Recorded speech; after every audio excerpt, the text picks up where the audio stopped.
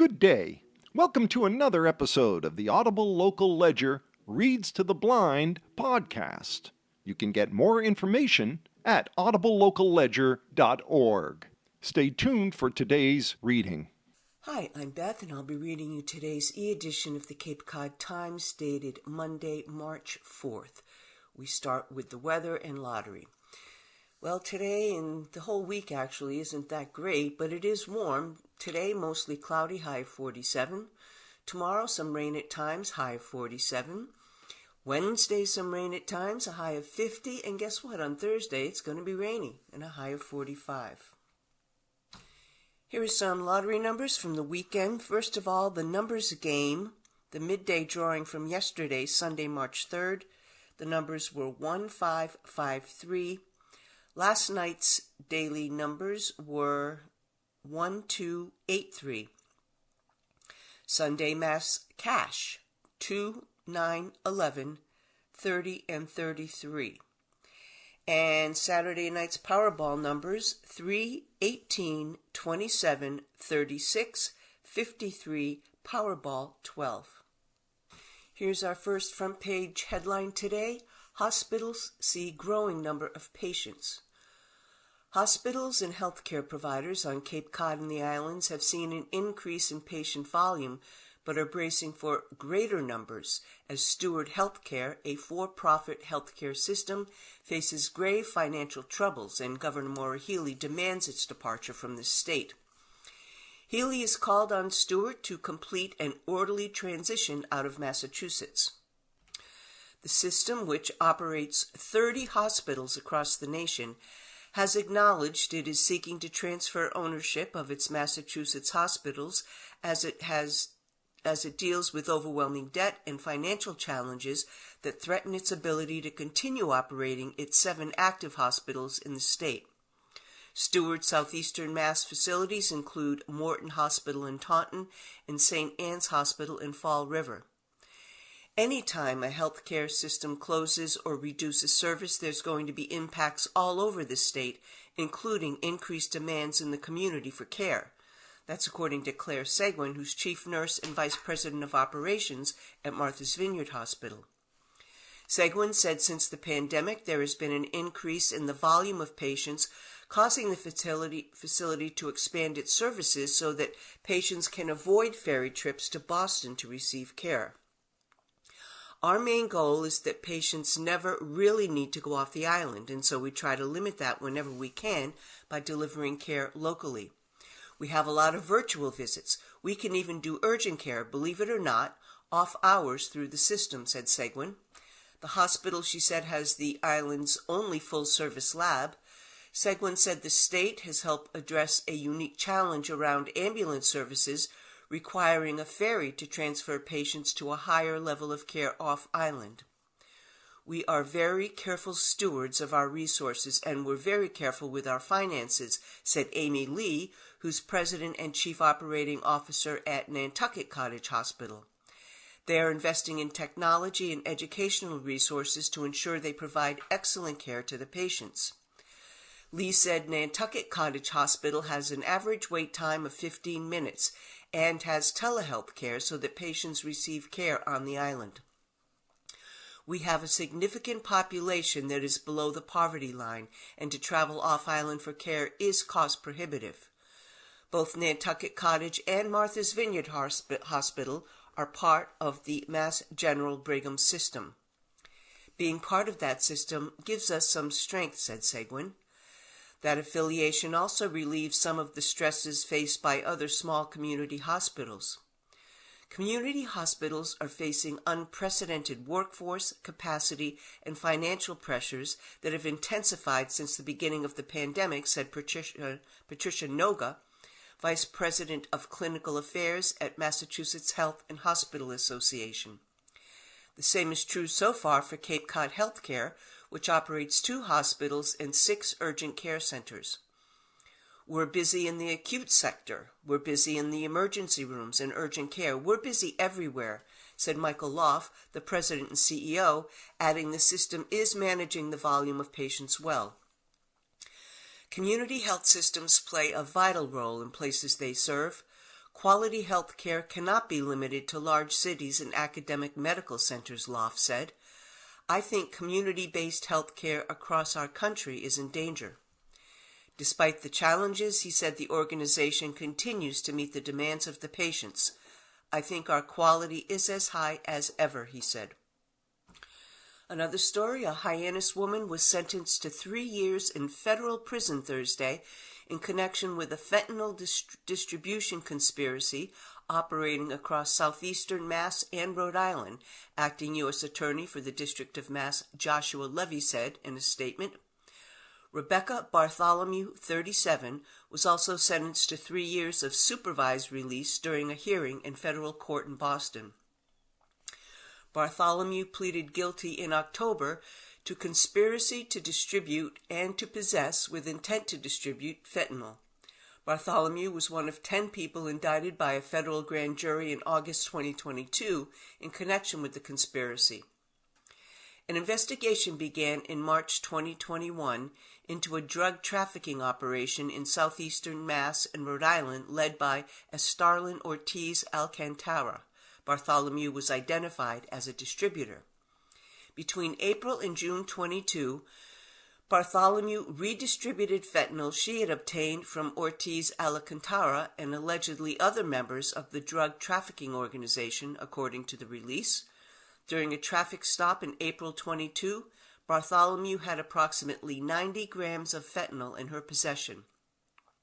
She's the fourth defendant to be sentenced in the case. Ortiz Alcantara pleaded guilty in December 23 and is scheduled to be sentenced on July 9th.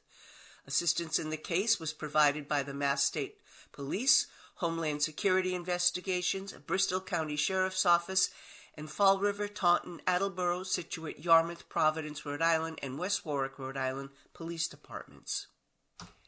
And folks digging out from feet of snow in the west this weekend may not believe it, but Thursday was the last day of winter, at least according to meteorologists' record books. According to preliminary data collected by AccuWeather, it was the warmest winter on record in the U.S., when temperatures are averaged out across the entire nation.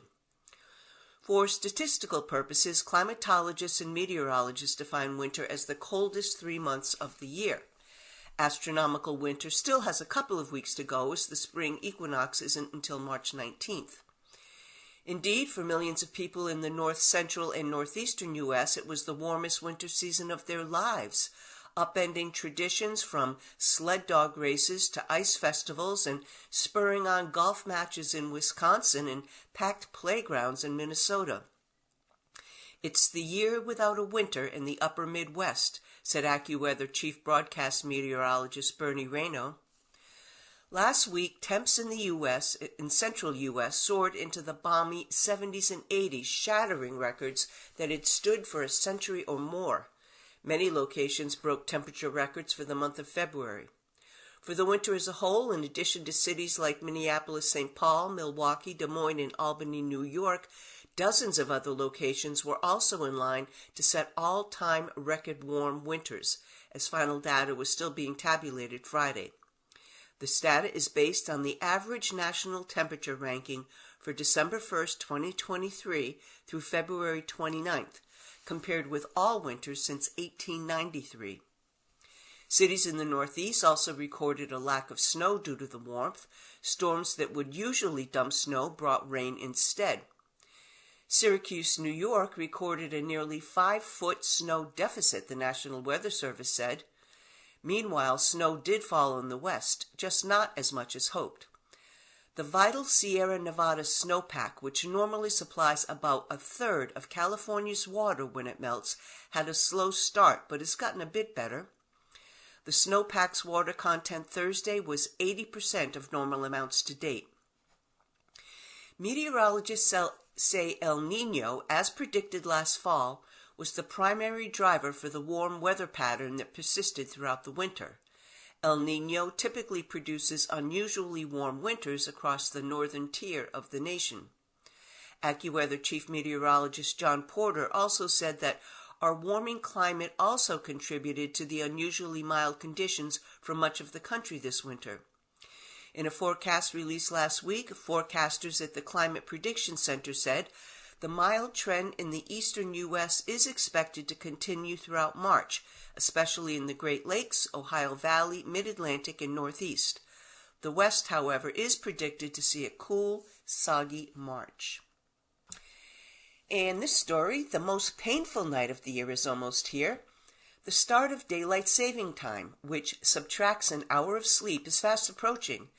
The seasonal time change when we spring forward will occur next week on March 10th, more than a full week before the official start of spring on March 20th.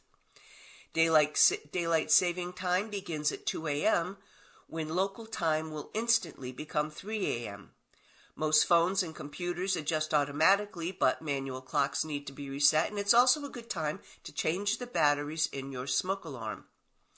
Since 2007, daylight saving time has begun on the second Sunday of March and ended on the first Sunday of November. Previously, it started on the last Sunday of April and ended on the last Sunday of October. When daylight saving time begins, we spring forward and lose an hour of sleep, as opposed to the November time change where we fall back and gain an hour. This adjustment affects the daily lives of hundreds of millions of Americans, contributing to less sleep in the days following and, of course, later sunsets.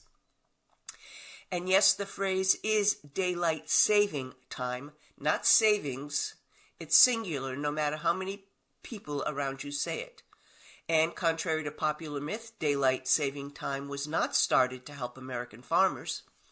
According to timeanddate.com, daylight saving time was first used in 1908 by a few hundred Canadians in Thunder Bay, Ontario. Germany popularized daylight saving time after its first set the clocks forward on April 30th, 1916 to save coal during World War I. Daylight saving time became a national standard in 1966 when President Lyndon Johnson signed the Uniform Time Act, which was established as a way to conserve energy. The thinking was, if it's light out longer, that's less time you'll need to use the lights in your house. Presently, Hawaii and Arizona are the only two U.S. states that do not observe daylight saving time. Neither do the U.S. territories of Puerto Rico, the Virgin Islands, Guam, American Samoa, and Northern Mariana Islands. However, daylight saving time is now used in more than 70 countries worldwide and affects over 1 billion people every year. The beginning and end dates do vary from one country to another. Setting aside the deep philosophical question, the U.S. Department of Transportation is in charge of daylight saving time in all time zones in the U.S.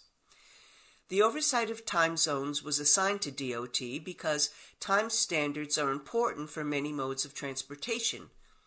The department's website says, recent years have seen a public debate over discontinuing daylight saving time.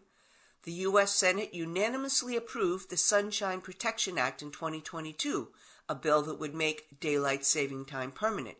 However, it did not pass in the U.S. House of Representatives, so the ritual of changing the clock remains.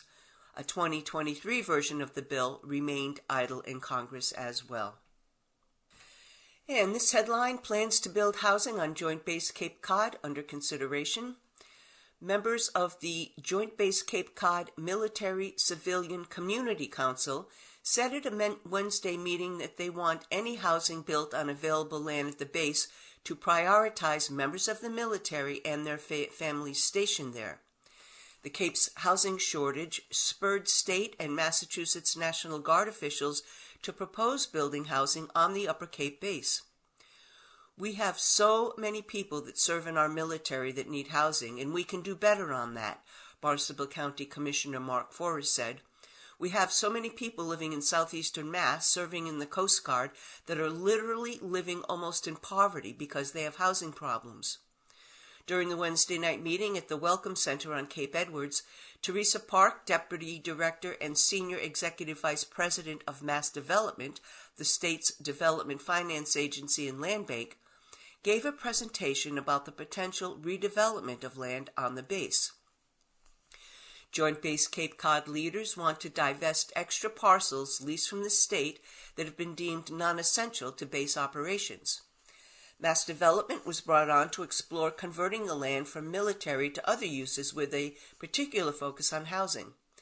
The excess land is located on the southern area of the base where there are existing buildings and 2 former school sites. The school buildings are under the oversight of the State Division of Capital Asset Management and Maintenance, which is responsible for capital planning, public building construction, facilities management, and real estate services for Massachusetts. Mass Development is the designated development authority for the Massachusetts National Guard. Christopher Foe, Executive Director of Joint Base Cape Cod, said the plan is at the proposal stage and money to fund the project has not yet been secured. Some on the council expressed concerns that the housing ultimately built could be used for migrants. When asked if the state could have the authority to change the criteria for who lives in the housing, assuming the project is state-funded, Foe said that everybody in this room needs to make sure that does not happen. We want this to benefit Cape Cod, the citizens of Cape Cod, and the military, he said during the meeting. I'm not going to lie, my priorities will always be the men and women who live and work on Joint Base Cape Cod. The sprawling Joint Base Cape Cod sits on land owned by the state and covers nearly 22,000 acres, or about 30 square miles. The facility is home to 4 military commands, bases, and stations, including the Army National Guard, Camp Edwards, U.S. Air Force, the Space Force, the Air National Guard, Otis Air National Guard Base, and the U.S. Coast Guard, Air Station Cape Cod. The base is part of the towns of Bourne, Sandwich, and Mashpee, and it borders the town of Falmouth. According to an estimated project timeline from Barrett Planning Group, consultants want to first learn the existing conditions and background of the property before moving toward parcel analysis and planning, which it hopes to complete by spring. Then, they want to have site-specific plans by summer for the state overseeing school sites and another parcel. All the work will culminate in a report and request for proposals issued by fall. 2 community engagement meetings will be held, with one planned for the spring. We're in the early stages of this project, said Jill Slankis of Barrett Planning Group. It's been a lot of initial outreach to stakeholders, the towns, organizations in the area that would have an interest in really just opening the lines of communication. And this headline, called 2 Tips to Get Through March, which is written by Cape Cod Times chief photographer Steve Heaslip. He writes, "The longest part of winter, the month of March. A bit of wisdom from Winnie the Pooh might help make the month move along a bit quicker. I always get where I'm going by walking away from where I have been." I've been a fan of the famous bear for a long time. My introduction was made back in 1965 when my mother presented a copy of A. Milne's famous book. The inscription in her perfect schoolteacher cursive writes, "To Stevie on his 7th birthday, sorry you have the mumps, love Mom and Dad." Yes, I spent the better part of 2 weeks in April that year sidelined with a swollen neck. Photos from then, my family documented just about everything with a photo, have kept the memory fresh all these years later.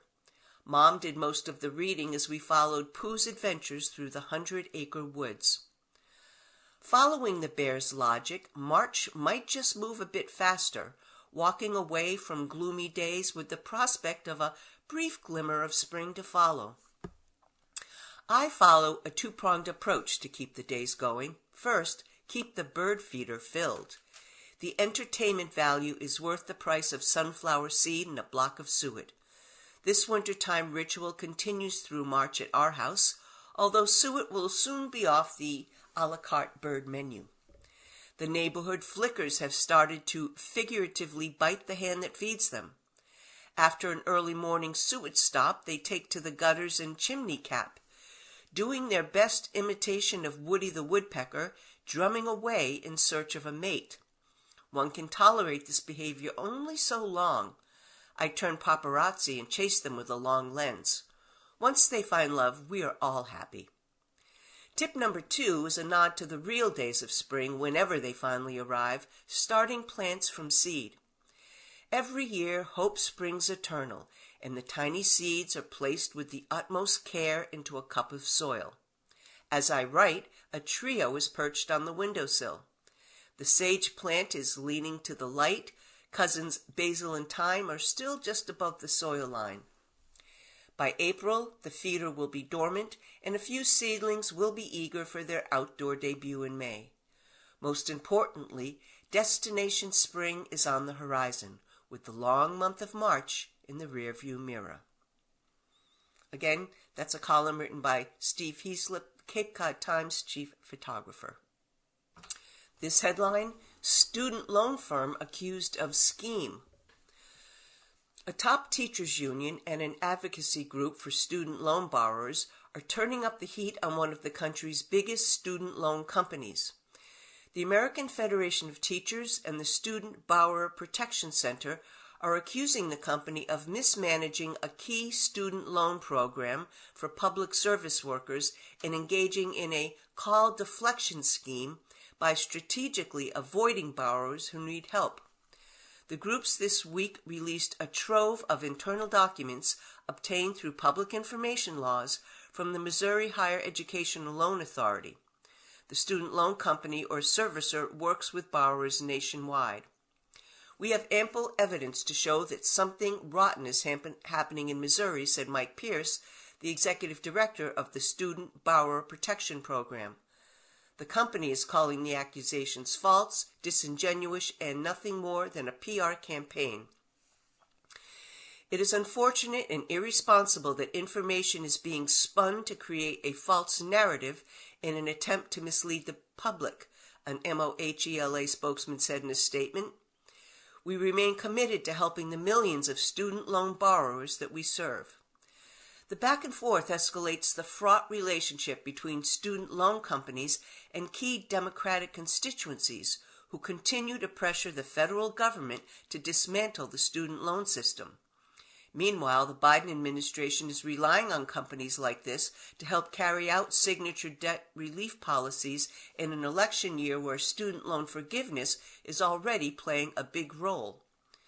The 47-page report published Wednesday provides a glimpse into how one of the country's biggest student loan providers handled the return of bills this fall.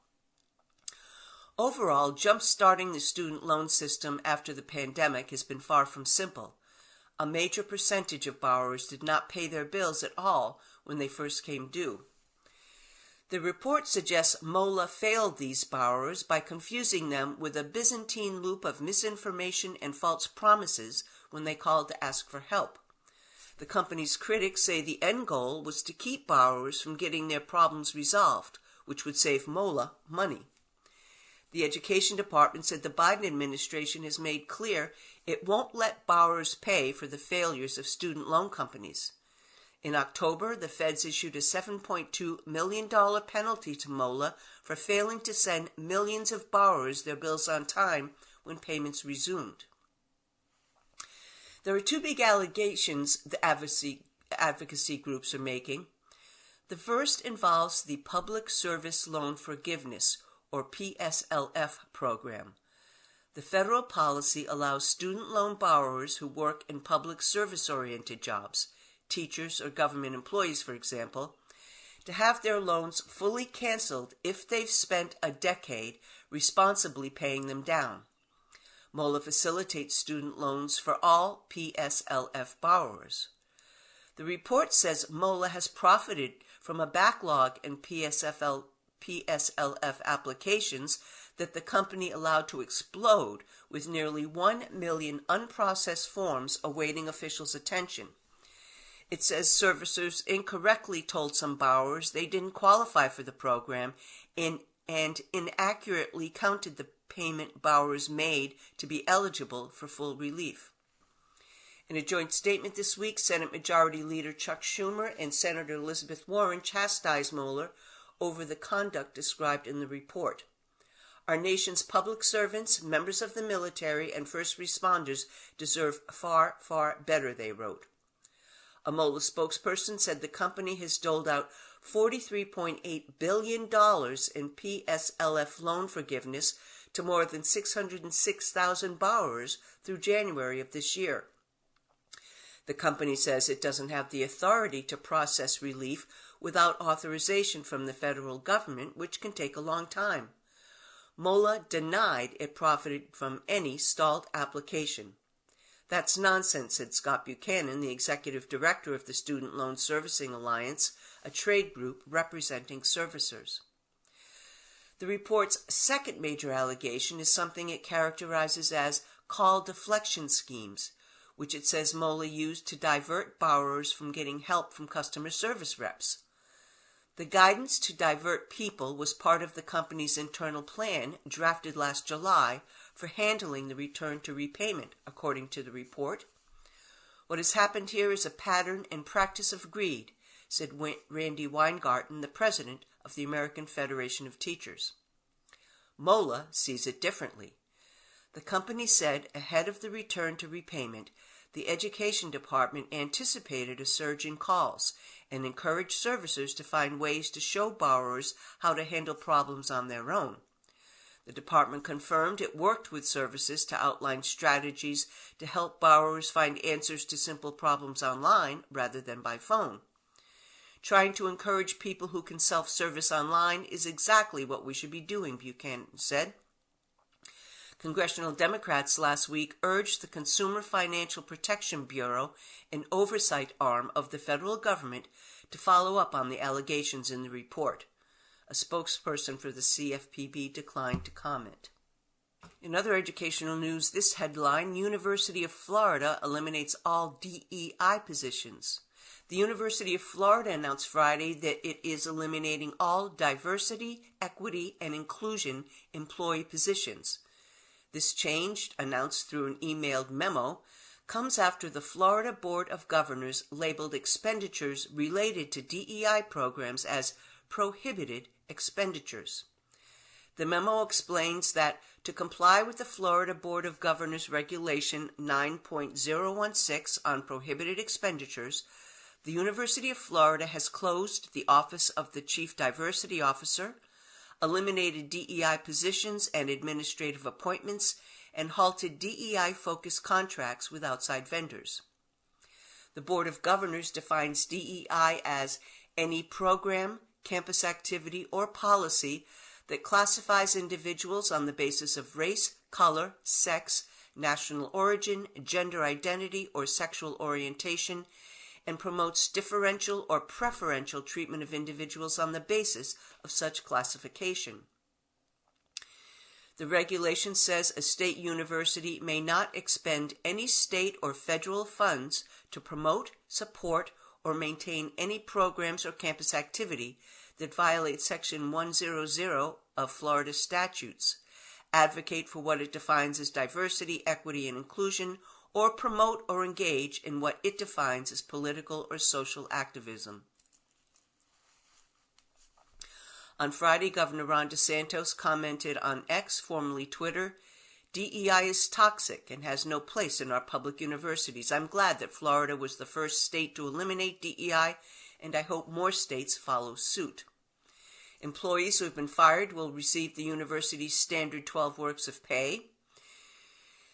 UF said these employees are encouraged to apply between March 1st and April 19th for expedited consideration for different positions currently open at the university. UF also said it will work to speed up the interview process for these employees and provide an answer on all applications within 12 weeks. Democratic state reps Diane Hart and Yvonne Hinson voiced their disapproval of the firings.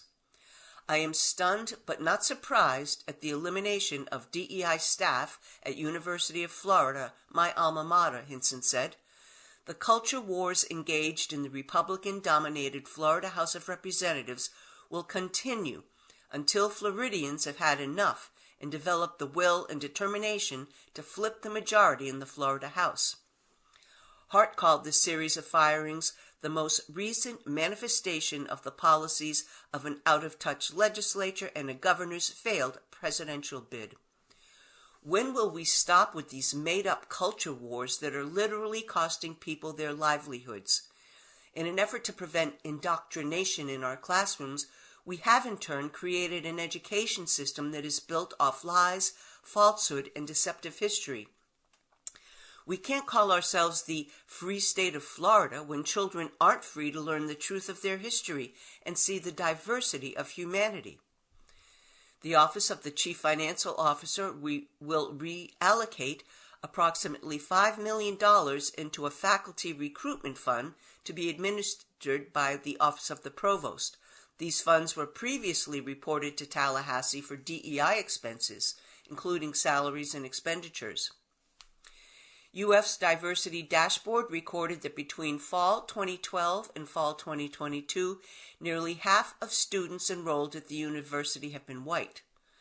In 2012, white students represented 56% out of 28,000 students, and in 2022, 49%. The memo said UF is and always will be unwavering in our commitment to universal human dignity. So we've reached the halfway point of our broadcast, and I will now read today's obituaries. Timothy M. Rose of Harwich, formerly of Holden, passed away on February 19th at the age of 54. Devoted son of Robert Rose and Patricia Christensen. Beloved husband of Amy Rose for 3 years. Loving brother of Brent D. Rose, Richard R. Rose, and Martin J. Rose. Timothy was the dear stepfather to Katie Lynn Anderson and Nicholas Colley, as well as a caring uncle to many nieces and nephews. Timothy was a commercial fisherman and chef for the last 20 years. He was not only an avid fisherman and golfer, but was a top-tier Boston's Bruin fan. He will be sorely missed by all of whom had the pleasure of knowing him. A celebration of life will be held on March 6th at the 400 East Restaurant in Harwich from 12 to 3 p.m. And this isn't quite an obit, but it is on the obituary page, and it simply says, "As is a tale, so is a life. Not how long it is, but how good it is what matters." Lucius Seneca. Mark Patrick Robinson, 54, of South Yarmouth, died February 17th in Dennis.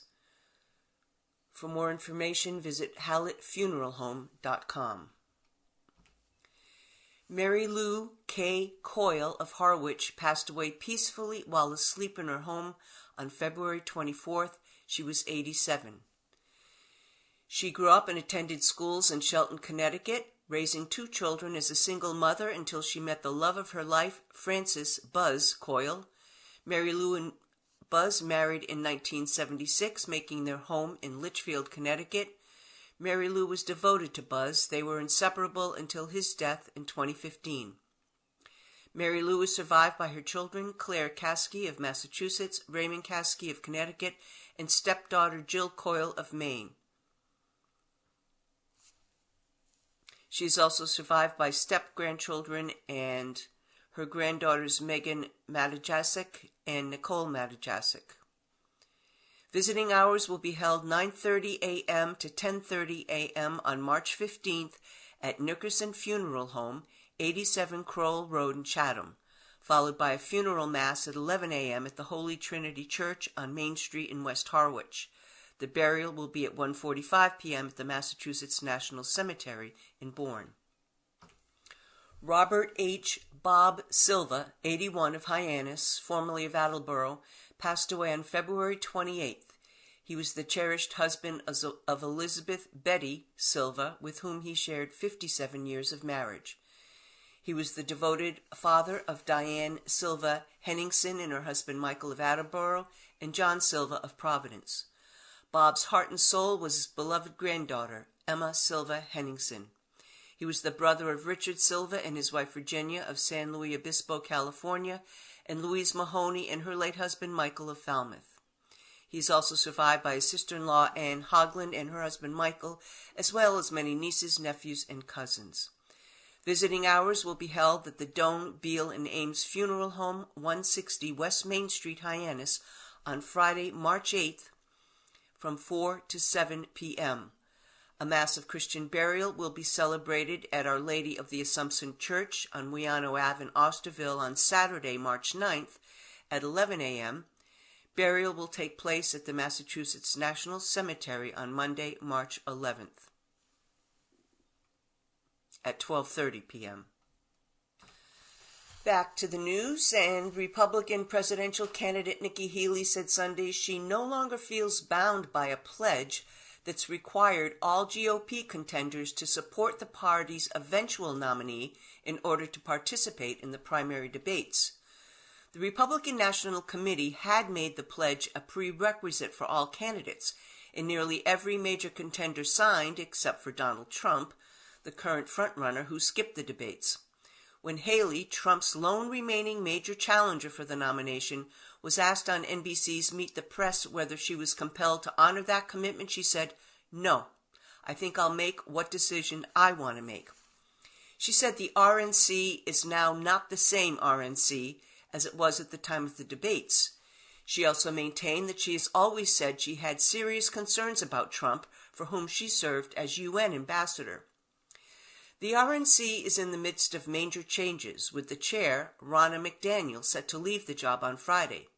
She was Trump's hand-picked choice to lead the RNC shortly after the 2016 election, but Trump now is poised to install loyalists atop the organization. He has announced his preference for North Carolina GOP Chair Michael Whatley, a little-known veteran operative, to replace McDaniel. Trump also has picked his daughter-in-law, Lara Trump, to serve as committee co-chair. Haley dismissed questions about whether she would drop out and eventually endorse Trump. "Right now my focus is how do we touch as many voters and how do we win," she said. "I want the American people to see that you don't have to live this way. There is a path forward, and we can do it with someone who can put in 8 years, that can constantly focus on results and not the negativity and the baggage we have right now." Trump on Saturday continued his march toward the nomination, winning caucuses in Idaho and Missouri and sweeping the delegate hall at a party convention in Michigan. Trump's count is now 244 compared with 24 for Haley. A candidate needs to secure 1,215 delegates to clinch the nomination. Next on the Republican calendar was Sunday in the District of Columbia. 2 days later, it's Super Tuesday, when 16 states will hold primaries on the largest day of voting of the year outside of the November election. And a PS to this, Nikki Haley did win all the delegate counts in the Washington, D.C. primary this weekend. This headline, life-saving drug revives man 9 times. This is from Columbus, Ohio. Shane Hunter heard a series of muffled noises and indiscernible voices as he drifted in and out of consciousness. He felt groggy, like he was waking up from a nap before rolling over and falling back asleep. Hunter didn't realize it at the time, but he was actually in a dreamlike state, straddling the line between life and death. For Hunter, who was addicted to heroin at the time, it was at least the 9th time he hovered across this macabre threshold over just 5 days in 2018. Each time he had overdosed and was revived with the opioid reversal drug naloxone. "Once I started shooting, it was game over," Hunter 43 said of his heroin use. "I couldn't stop dying. I was dying all the time." Naloxone saved Hunter's life, over and over and over again. But despite serving as a lifeline for people like Hunter for decades, naloxone data remains scant, and it's unclear just how much of the overdose reversal drug gets used or expires without ever being administered. Instead, it's personal stories like Hunter's that have built a case for naloxone as potentially the most critical tool in fighting the opioid epidemic. The lack of data is due in part to the nature of naloxone, experts said. While people who are revived with it are encouraged to head to an emergency department to be evaluated by medical personnel, it's unlikely that everyone does. Ohio's Project Dawn, a network of opioid overdose education and naloxone distribution programs, increased its distribution of naloxone 42% in 2022. That increase in kits led to an 11% jump in known overdose reversals. Although the data is piecemeal, it still makes a compelling case for naloxone, said Dr. Bruce Vanderhoff, who's director of the Ohio Department of Health. And Ohio's efforts must be working, Vanderhoff said, as the number of overdose deaths dropped 5% in Ohio last year to 4,900, while increasing nationally by 1%. It's a challenge because recording a known reversal requires people to tell us that the reversal occurred, Vanderhoff said. Naloxone has become such a key tool in fighting the opioid epidemic that there have been shortages of it. Although it's not Harm Reduction Ohio's primary mission, the nonprofit does try to help people in other states who struggle to get hold of enough naloxone kits. While Ohio's Project Dawn is arguably one of the best in the country, others aren't so lucky. Just a few weeks ago, Harm Reduction Ohio gave a woman from North Carolina 25 expired kits, which studies have shown can still be effective at reversing overdoses and are better than not having naloxone at all. The price of nasal naloxone has come down significantly in the past several years, from around $100 or $80 to $45 per kit, which contains 2 doses.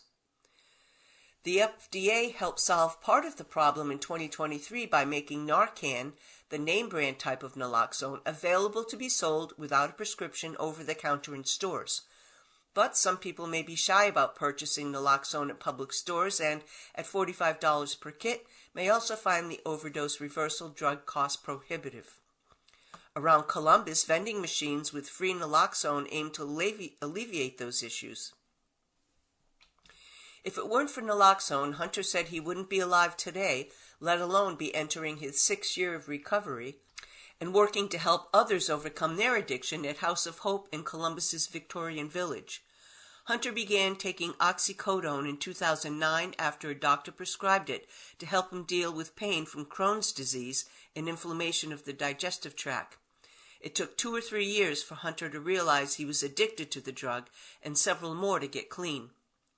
Even after the opioid epidemic has ravaged parts of Ohio, Hunter said he sees people on Facebook and other social media platforms saying things like, addiction is their choice and let them die. He's seen others argue about whether people should be allowed to use naloxone more than 2 or 3 times. And just a little bit of sports news here. 7 Cape Cod teams, 3 basketball and 4 hockey, were in playoff action on Saturday as 6 teams advanced further in the MIAA state tournament for a chance at a state championship. Now in girls basketball, Division 4 round of 32, number 7 Bourne defeated number 26 Southwick Regional 69-39. In boys basketball, Division 3 round of 32, number 11 Martha's Vineyard defeated number 22 Linfield 63-47. In Division 4 round of 32, number 14 Nantucket 64 versus number 19 Carver 61.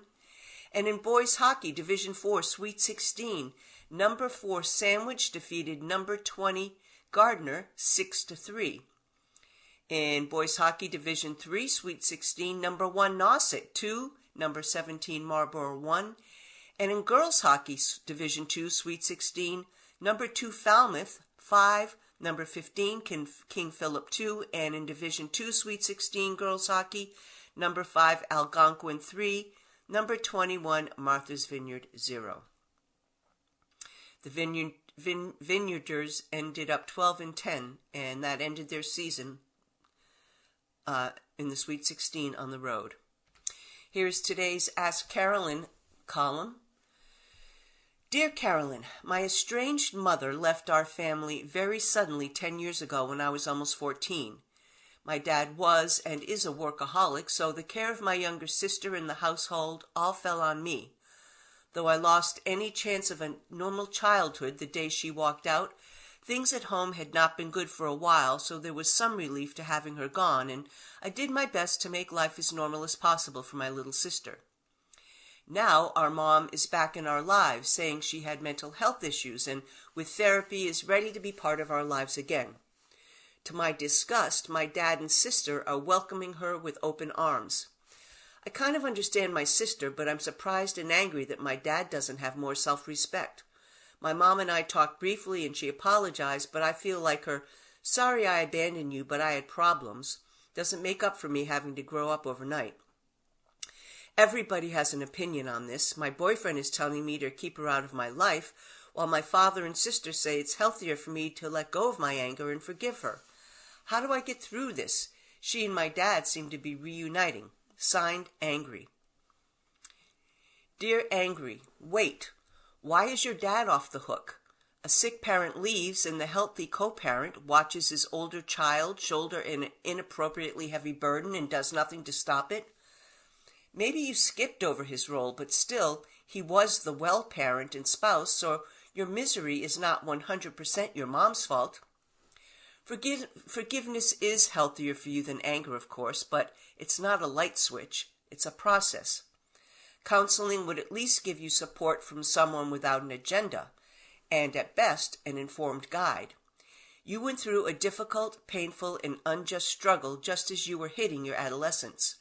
That means bringing your adult perspective to your youthful one will probably be a layered process, where you address not only your mom's choices, but also the context of the absentee husband/dad and your own thwarted adolescence.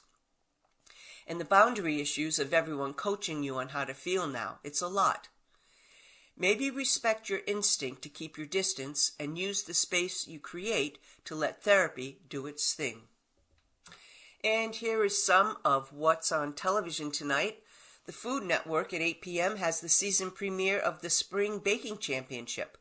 A dozen bakers are put to the test to transform springtime soirees into spectacular desserts.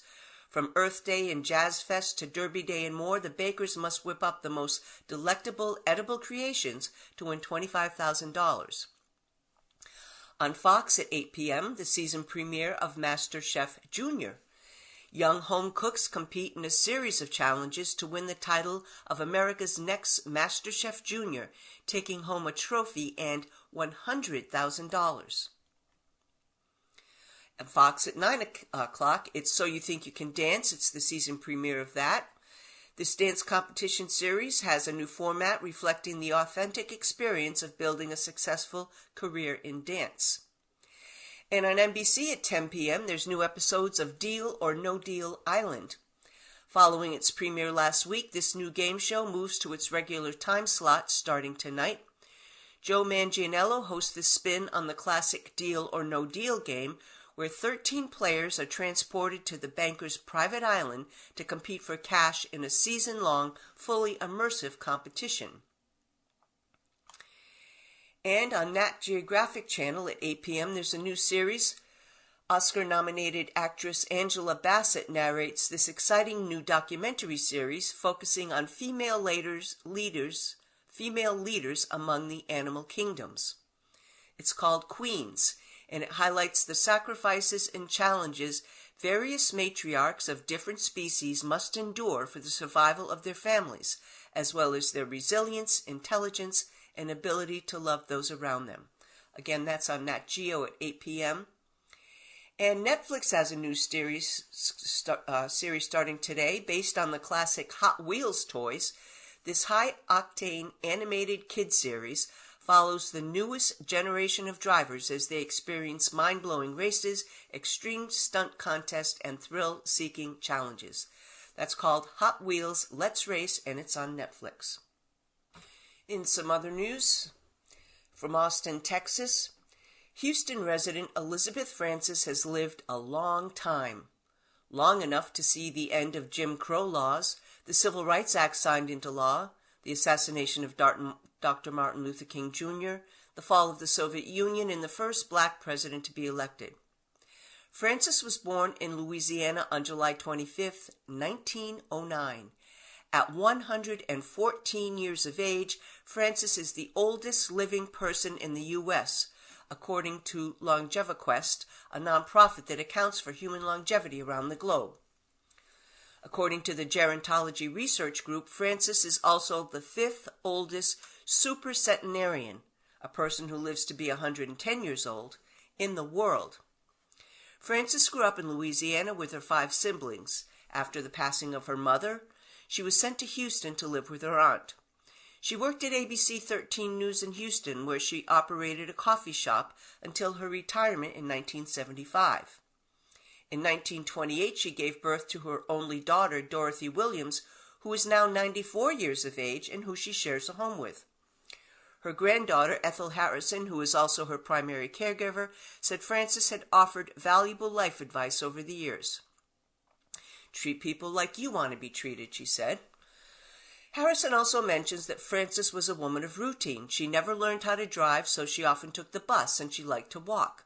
She also grew her own vegetables. Harrison said her grandmother's lifestyle was a major part of her longevity. Her life was always pretty simple: early to bed, early to rise, work hard, then come home and make a nutritious meal and be with family. Frances had to start using a wheelchair at 108 years of age. When asked by a reporter how old she is, Frances joked, "I'm very, very young. Look at me, I'm like a little young chicken." In July, Frances celebrated her 114th birthday with loved ones. According to LongeviQuest, Frances was given a Texas-sized plaque with the title Oldest Living Texan. And this story, a Supreme Court decision could come as soon as today in the case about whether former President Donald Trump can be kicked off the ballot over his efforts to undo his defeat in the 2020 election. Trump is challenging a groundbreaking decision by the Colorado Supreme Court that said he is disqualified from being president again and ineligible for the state's primary, which is Tuesday. The resolution of the case on Monday, a day before Super Tuesday contests in 16 states, would remove uncertainty about whether votes for Trump, the leading Republican candidate for president, will ultimately count. Both sides had requested fast work by the court, which heard arguments less than a month ago on February 8th. The Colorado court was the first to invoke a post-Civil War constitutional provision aimed at preventing those who engaged in insurrection from holding office. Trump also has since been barred from primary ballots in Illinois and Maine, though both decisions, along with Colorado's, are on hold pending the outcome of the Supreme Court case. The Supreme Court has until now never ruled on the provision, which is Section 3 of the 14th Amendment. The court indicated Sunday there will be at least one case decided Monday, adhering to its custom of not saying which one. But it also departed from its usual practice in some respects, heightening the expectation that it's the Trump ballot case that will be handed down. Except for when the end of the term nears in late June, the court almost always issues decisions on days when the justices are scheduled to take the bench. But the next scheduled court day is until March 15th. And apart from during the coronavirus pandemic when the court was closed, the justices almost always read summaries of their opinions in the courtroom. They won't be there Monday. Any opinions will post on the court's website beginning just after 10 a.m. Eastern Standard Time on Monday. Separately, the justices last week agreed to hear arguments in late April over whether Trump can be criminally prosecuted on election interference charges, including his role in the January 6 attack on the U.S. Capitol. The court's decision to step into the politically charged case, also with little in the way of precedent to guide it, calls into question whether Trump will stand trial before the November election. The former president faces 91 criminal charges and 4 prosecutions. Of those, the only one with a trial date that seems poised to hold is his state case in New York, where he's charged with falsifying business records in connection with hush money payments to a porn actor. That case is set for trial on March 25th, and the judge has signals his determination to press ahead. And for you Trader Joe's fans out there, more than 61,000 pounds of steamed chicken soup dumplings sold at Trader Joe's are being recalled for possibly containing hard plastic, U.S. regulators announced Saturday. The Agricultural Department's Food Safety and Inspection Service noted that the now recalled dumplings, which are produced by the California-based CJ Foods Manufacturing Beaumont Corporation, may be contaminated with foreign materials, specifically hard plastic from a permanent marker pen. The recall arrives after consumers reported finding hard plastic in the Trader Joe's branded products. To date, no related illnesses or injuries have been reported. FSIS urged consumers to check their freezers. The 6-ounce Trader Joe's steamed chicken soup dumplings under recall were produced on December 7th, 2023, and can be identified by their side box labels with lot codes 0.03.0725. In an online notice about the recall, Trader Joe's asked consumers to throw the impacted dumplings away or return them to any store location for a full refund. A spokesperson for CJ Foods Manufacturing Beaumont Corporation told the AP that the company was investigating the issue, which happened during the manufacturing process. In an emailed statement, the food maker added that customer safety remains number one priority. Foreign object contamination is one of the top reasons for food recalls in the U.S. today. Beyond plastic, metal fragment, bits of bugs, and more extraneous materials have prompted recalls by making their way into packaged goods. Some people in the news.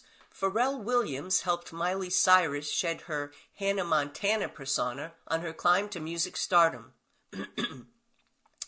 The Doctor collaborators appeared on the Zane Lowe Show to promote the new single, which was 10 years in the making.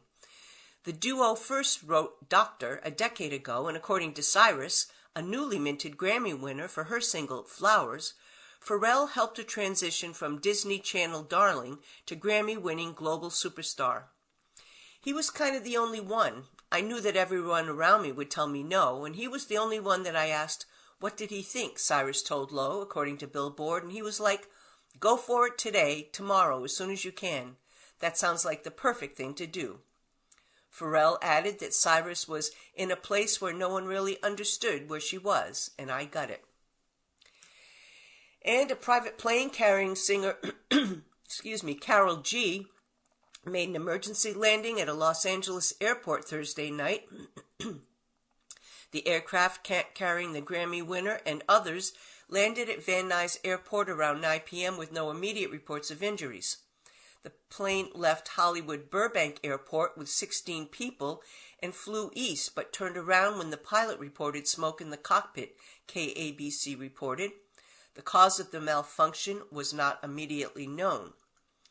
Karol G won her first Grammy and was named Billboard magazine's 2024 Woman of the Year in February. The Colombian singer-songwriter is expected to be honored at the Billboard Woman in Music Awards on Wednesday. And a federal judge told veteran investigative reporter Catherine Herridge in civil contempt last week for refusing to divulge her source for a series of Fox News stories about a Chinese-American scientist who was investigated by the FBI but never charged. U.S. District Judge Christopher Cooper in Washington imposed a fine of $800 per day until Herridge reveals her source, but the fine will not go into effect immediately to give her time to appeal. And that's all the time I have for today. This is your reader Beth saying thank you for listening and thank you for your continued support of the Audible Local Ledger.